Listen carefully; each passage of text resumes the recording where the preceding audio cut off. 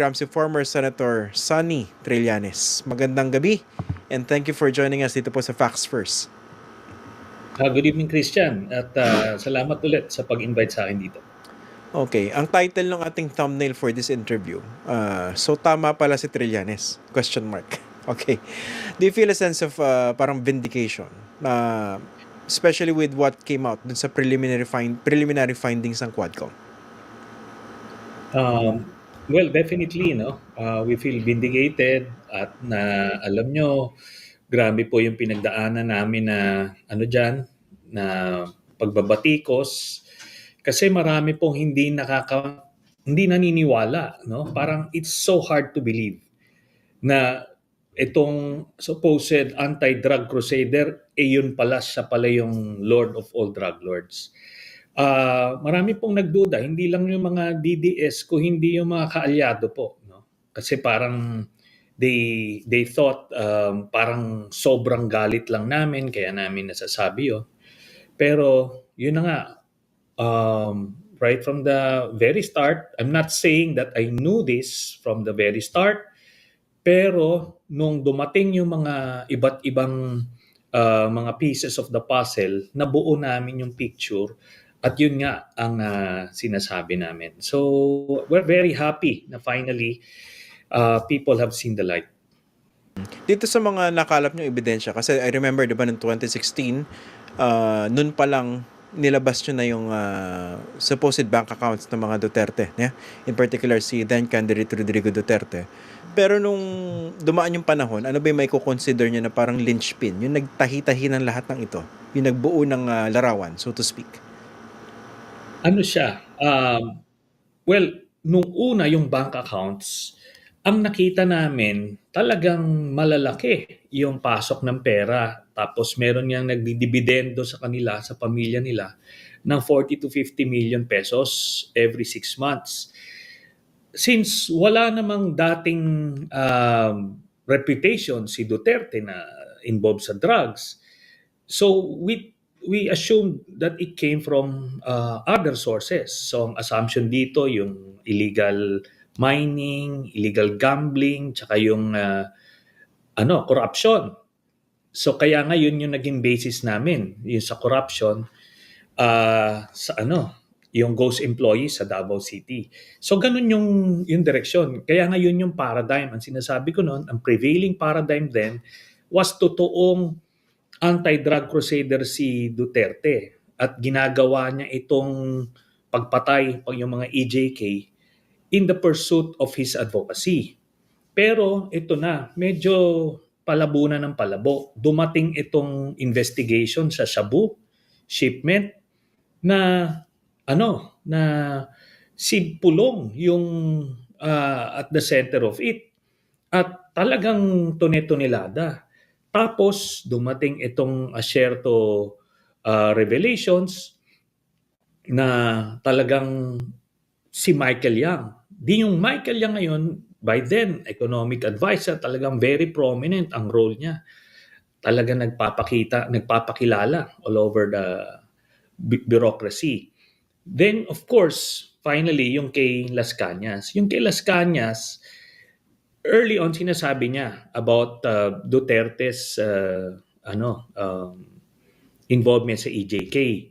Pero nung nailabas na namin siya, slowly, nilabas niya na, inamin niya na lahat, na talagang alam niya na part si Duterte, nagtayo si Duterte ng kartel at alam nila yon, pinapatay nila yung kompetensya. Then, nung 2020, nilabas niya dun sa kanyang affidavit yung pangalan na Sami Uy. Nung lumabas yung Sami Uy, na sinabi niya na itong si Sami Uy, Charlie Tan, Michael Yang, sila yung mga partners ni Duterte, tapos yung Dumoy raid, yung mga pinatay nila sa yung sa Laud ba to? Laud Quarry? Yes. Yung tinurn over nila nung tao nila Wilkins Villanueva sa kanya na in-interrogate niya muna, sinabi na yung mga passport nila na kay Michael Yang. Lahat ito, independent ito of all these Quadcom hearings na nakita ngayon. So, nung nabuo na yon, nung lumabas na ulit yung pangalan ni Sammy Uy, ni-revisit namin yung sa bank accounts. Doon namin nakita, teka, itong tao na ito, siya yung nagbibigay ng cheque doon sa pamilya. Nabuo na yon, nung lumabas na ulit yung pangalan ni Sammy Uy, ni-revisit namin yung sa bank accounts. Doon namin nakita, teka, itong tao na ito, siya yung nagbibigay ng cheque doon sa pamilya ng 40 to 50 million every 6 months from 2011 to 2013. Then eventually, hindi na sila nag-cheque, nag-deposit na directly. Kaya yun ngayon yung nabuo na.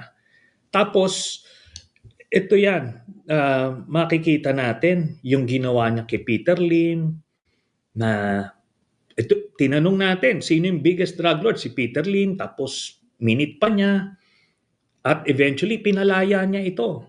Pinalaya niya yan, tapos prinomote niya yung prosecutor, at prinomote niya yung prosecutor na nag-dismiss ng kaso ni Peter Lim, at ganun din yung nag-dismiss ng kaso kay Faildon, prinomote din niya. Kumaga, parang napaka-obvious na yung yung mga galawan ni Duterte. Okay. Ang gusto ko itanong naman, sir, yung no? So, nabanggit niyo, clincher yung lumutang na yung pangalan ni Sammy Uy nung naglabas ng affidavit si Las Cañas. Pero, ano yung ebidensya na yung deposits di umano from Sammy Uy ay galing sa drug money? Oh, well, yan, conjecture yan. But, for any business, 40 to 50 million na dividend every 6 months, medyo mabigat yon. Tinignan natin yung mga negosyo nito ni Sammy Uy. Ang declared niya is meron silang Honda dealership ni Digong, meron siyang sabungan. Hindi ito malakihang negosyo. Pero yung ganun kasing kalaki, talagang ibig sabihin ito, kasi very liquid cash yung galawan Hindi ito normal mga korporasyon. Kung korporasyon yan, probably iba sasabihin, maliit yan, dividend namin, ganito. Pero yun, dinideclare yon sa mga annual stockholders meeting. Di ba? Ito hindi, cash Cash yung galawan. So yun ang dito. Na-mention na nung insider na drug lord siya. Tapos may perang pumapasok. And there are no other business that would be capable of generating that much dividend. Okay. Nanggaling na rin mismo kay Congressman Acop, I think siya nagsabi nito. So mukhang nabudol tayo. And this was something that you had been saying all along. Pero ngayon na mukhang lumalabas na nabudol nga yung mga sumuporta sa kanya, what should be done next? Una-una, kailangan i-address muna yung immediate threat. The threat is, andyan sila, yung pamilya, at nagtatangka silang mapatalsik si President Marcos. So yun ang immediate threat na kailangan i-address, kasi existential yun, talagang clear and present danger yun. So paano i-address yun? Si Duterte, nandiyan dyan yung sa ICC, lahat tayo naghahangad na lumabas na yon. But sabi ko nga, all in God's time, darating tayo dyan. Doon naman kay Sara Duterte, there's the impeachment and possible plunder cases. Kay Pulong naman, yung illegal drug smuggling case, kasama si Mans Carpio. Ganon dapat. It should be frontal ang pag-address dito sa threat ng Duterte para siguraduhin natin hindi na makabalik sa pwesto itong mga to at pagbayaran nila yung kanilang mga krimen.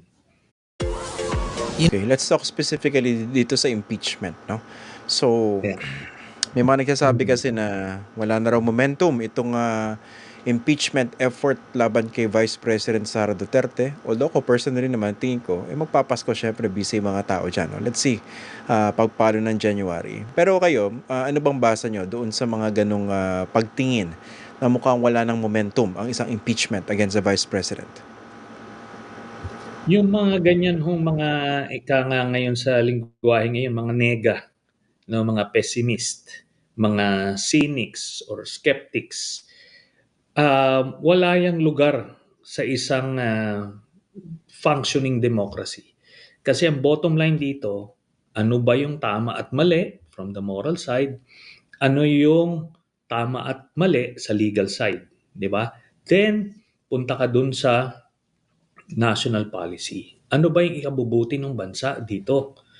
Kaya yung mga ganyang masyadong nagpapakahenyo sa kanilang pag-aanalisa ng mga bagay-bagay, ano yan yan yung mga fence-sitters Kaya at for that matter, in this particular case, kung ikaw ay fence-sitter or passive ka na ganyan mag-isip, you're actually favoring the Dutertes.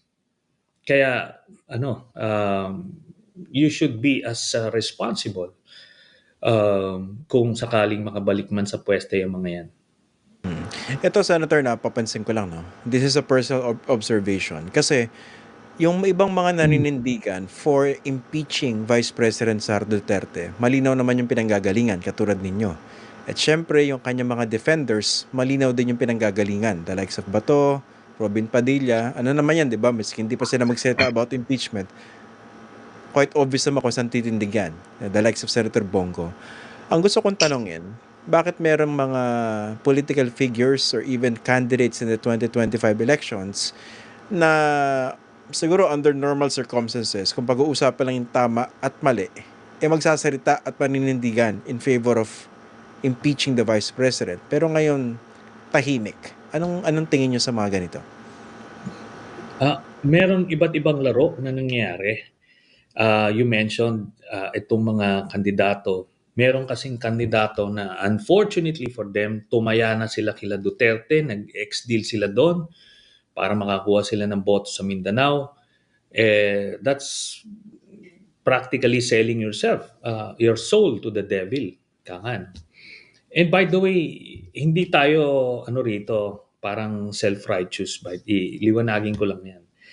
Ano naman tayo may mga kakulangan tayo lahat as persons, pero we should know and be able to identify evil when it's staring us in the face. Di ba? Pagka hindi mo nakikita yung evil, pagka nandiyan na sa harap mo, may problema na. Kailangan mag-soul searching ka na at baka nandoon ka na sa kabilang side. At yun ang panginahing problema dito. Hindi ko maintindihan yung mga nagiging yung passive or fence-sitter dito. They're trying to overanalyze things. They just do the right thing and it will come, di ba? Kung kung kinapos man yan later on, at least ginawa mo yung nararapat nung mga panahon na yon. Kasi pagka sinabi mong, hindi, next year ganito, mas maganda ganyan. Masyado kang nag-calculate ng todo. Then, for one reason or the other, nakaupo yan sa pwesto. Di ngayon, pakamot-kamot tayo ng ulo, sana pala final natin noon. Di ba? Or, ito siguro, they have exit plans na pwede sila makatawid sa kabilang side. Di ba? And that's worse. Kasi iniisip ko rin, no? Ang opinion ng iba rito, miski maitawid dyan sa House, gamitin siguro yung ruta ng 1/3 para diretso na sa Senado, hindi sila sigurado sa Senado. And ang opinion ng iba ay unwilling tumaya for impeachment or to go against the interest of Sara Duterte, yung marami mga senador. What's your perspective on this? I didn't get the first part, Christian. Medyo nag-garbled ka. Ulitin ko lang. Siyempre, madali naman ito sa House kung talagang kumilos si Martin Romualdez. Yung ruta ng 1/3. Diretso sa Senado yung impeachment complaint o yung articles of impeachment. Pero ang agam-agam naman ng iba na nag-observe dito ay sa Senado walang numero dahil marami sa kanila unwilling na tumaya for impeaching the Vice President or to go against the interests of the Vice President. Anong tingin niyo dito? Okay. Ganito, no? Let's address muna yung kung ano yung mga pwedeng mangyari now that the impeachment is here. Noong una kasi kung pinagdedebatihan, ano ba, ifa-file o hindi, ano yung mga magandang timing o hindi. Ato na-file na eh. I maintain that yung nung final ito a few weeks ago was the perfect timing. Kasi nung nasaksihan ng taong bayan yung second meltdown, nakita nila how dangerous Sara Duterte is. Di ba? So yan yon. The timing is perfect. Ngayon, the next question is, do you have enough time? Ito ngayon yan. Ang yung sinasabi mo kasi Christian, yung one-third vote of all the sitting congressmen, yan yung shortcut. Pero yung long route dito sa impeachment, iimbestigahan sa House. Mahaba ito. May 10 session days para malagay sa order of business, 3 session days para ma-refer to the committee, and 60 session days bago maximum bago ilalagay sa plenaryo. So therefore, since the impeachment is a continuing process, pwede siya mag-spill over sa next Congress. Pwede. Kahit na itong magkakaroon ng campaign break, for example. So ngayon, the congressmen or those determined to impeach the vice president, meron silang dalawang option. They can do the shortcut route now and deal and let the fate of Sara Duterte be decided on by the existing senators, or pahabain nila yung investigasyon until lumagpas ng end ng current Congress, tapos yung new composition na ng Senate ang magtatry. So yun yung pwedeng mangyari. Kasi dun sa ating constitution, walang nakalagay na any impeachment trial will terminate upon the end of every Congress. So ibig sabihin, pwede siyang maprolong kung alanganin ka dito Basta nagsimula na. It has to start. It has to start. So meron ka mga 20 session days left with the current Congress eh. So pwede kang lumagpas doon. Ngayon yung sinasabi mo Christian about the numbers ng mga senador, i-inventaryo mo kasi sino ba yung leaning acquittal or firm acquittal, sino yung mga leaning conviction or firm conviction. Tapos yung mga nasa gitna, yung mga undecided or transactional votes na tinatawag. Yan ngayon yung inventaryo mo. Pagka ang total mo nung transactional and nung leaning conviction is more than 16, then you can give it a go. You can risk it. Di ba? Ngayon, kung sasabihin na baka magkaroon ng backlash yung mga senador na kandidato kung ang magboboto silang conviction, then you can easily schedule the verdict 2 weeks after election day para hindi ka tamaan. By the time nag-convict ka, tapos na yung election, hindi ka naman negative. So pwede rin 'yon. Pwede 'yon. Okay, ang difference lang nung gagawin mo yung impeachment ngayon with the current makeup of the Senate, and kung yung next Congress na, next Senate na yung magta-trial, depende yan dun sa magiging resulta ng eleksyon. Kasi ngayon, given na meron kang 5 na firm acquittal or leaning acquittal, ang kailangan lang nila ay 8. Pero sa next Congress kasi, next Senate, kailangan niya na siyam kasi 24 na yung magiging senador. Ngayon kasi wala si Angara eh. Mm. Yes, oo. Ngayon, kung matalo yung mga pro-acquittal, so nakikita natin kung sakaling yung next Senate ang ta-try nito, isa na lang ang holdover na firm acquittal, assuming the results of the elections would go the way of the administration. Pero dito sa inyong scenario, that would make the impeachment of Sara Duterte a major campaign issue, di ba? Yes. Kasi kung Mhm. gumugulong impeachment trial, yan ang pag-uusapan during the campaign. And syempre, yung mga fence-sitters dyan, yung mga playing safe na mga kandidato, baka lalo silang kakabahan dyan. Nako, maiiba yung ating campaign strategy dahil bigla nagkaroon ng impeachment, di ba? Paano kami poporma o puposisyon dito? Hindi ba? Yes, I agree. Pero kung hindi ka sigurado, assuming ano ka, no, kandidato ka at may impeachment trial na, pwede kang magtanong lang ng mga objective questions, gusto mo lang mag-inquire, hindi mo papakita yung baraha mo.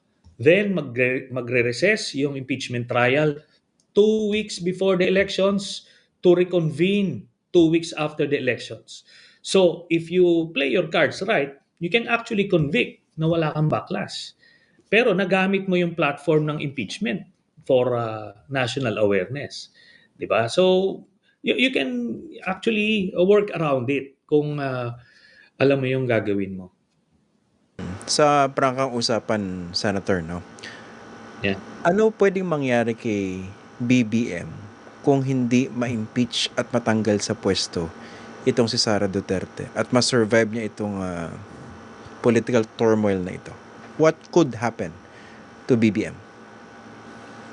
Ako, I'm almost certain that hindi niya matatapos yung kanyang termino kung hindi niya ma-impeach si Sara. Kung hindi mako-convict, kung hindi ma-remove via impeachment. Bakit? Kasi nakita mo, nagiging siya bolder and bolder, nagiging brazen sa kanyang mga pagkilos. Lalo na pagka na-survive niya ito. Kasi kung wala kang gagawin, the same. Hindi naman yan sila mag-tone down ng kanilang efforts to oust President Marcos. Ang target nila is to get uh, back to power pagka yun ang objective nila. So whether attempt mag-impeach si President Marcos o hindi, it will intensify and intensify. So pagka hindi niya to natuluyan, ang nanganganib na ngayon is si President Marcos because again, historically, the political winds change and it would shift doon sa mga frontrunners for the 2028 elections. Lalong hihina ang pwersa nila sa Kongreso, hihina ang pwersa nila sa Senado at sa public at large. When you say you're almost certain na hindi niya matatapos yung termino niya, kung ma-survive ito ni VP Sara Duterte, what exactly do you mean? Are you talking here of ouster through something similar to EDSA 2 or impeachment? Baka siya naman na ma-impeach, di ba? Ano na mga nakikita yung scenario? At this point in time, and having seen the Dutertes, sinasabi nila mismo, di ba? All options are on the table dyan. Kung ang end nila is makabalik sa pwesto, then gagawin nila lahat. Ngayon, if you're talking about impeachment, imagine from now until 2028, do you think wala nang political and economic crisis na kakaharapin ng Marcos administration? For sure meron yan. Pagka nagkaroon lang ng isang socio-economic or political crisis, itong pwersa nila Duterte, having survived the impeachment, assuming, ano sila? They would just be waiting in the wings to take over when they need to. Yun. And ito, no, yung chatter sa PMA chat groups, masyadong significant. Hindi na ito static.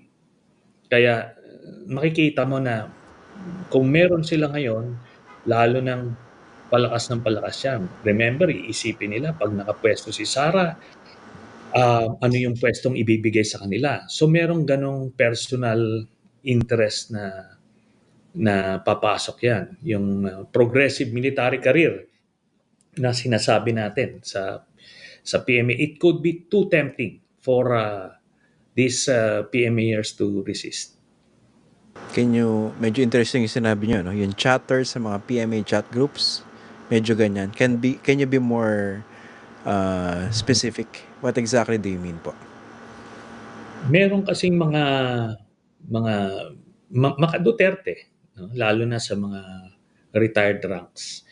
And ano sila, masyado silang bold sa kanilang mga pronouncements. They're looking for any opening against the administration.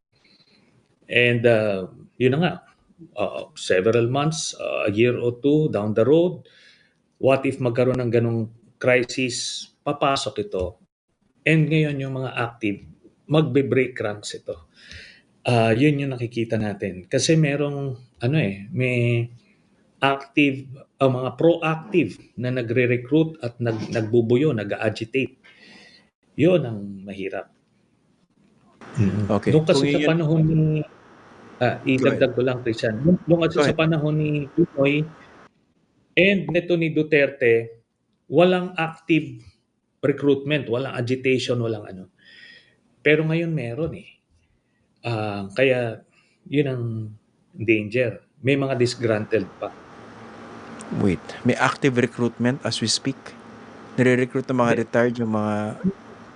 What exactly do you mean? Hindi. Okay. Merong mga grupo naghihikayat, sabihin natin.